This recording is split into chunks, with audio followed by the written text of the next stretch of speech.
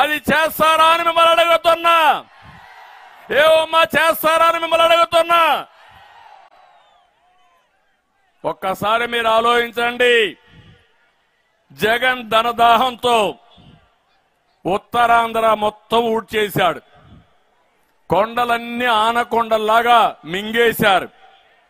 ప్రశాంతమైన ఈ ఉత్తర ఆంధ్ర, నేను ఎప్పుడూ చెప్పేవాడిని, నేను నచ్చిన ప్రాంతం ఉత్తరాంధ్ర.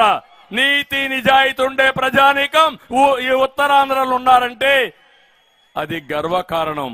ఇప్పుడే కాదు, సమైక్య ఆంధ్రప్రదేశ్ లో ఎలక్ట్రిసిటీ డిపార్ట్మెంట్ లో ఈ డివిజన్ లో ఈస్టర్న్ డివిజన్ మాకు ఉండేది.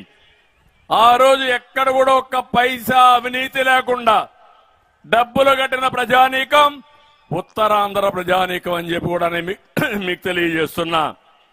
అలాంటి ప్రదేశంలో హింస, కబ్జాలు, అశాంతి. రిషికొండ, మీరు విశాఖపట్నం వెళ్తా ఉంటారు. రిషికొండను మీరు చూస్తే ఆనకొండలాగా మింగేశారు.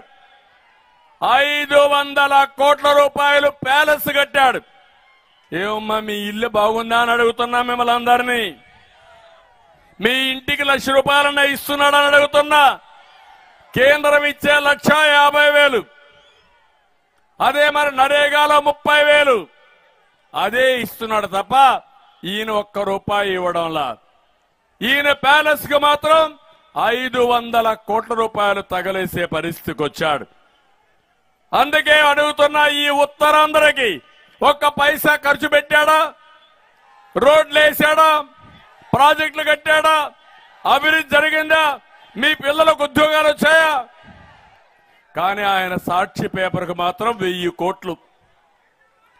అదే మారిగా సలహాదారులు 100 మందిని పెట్టాడు. 700 కోట్ల రూపాయలు వాళ్ళకి ఇచ్చాడు. ఒక్క సజ్జల సాక్షి జీతగాడికే 150 కోట్లు ఇచ్చిన మహానుభావుడు. ఏమైనా సలహాలు ఇచ్చారా? వాళ్ళు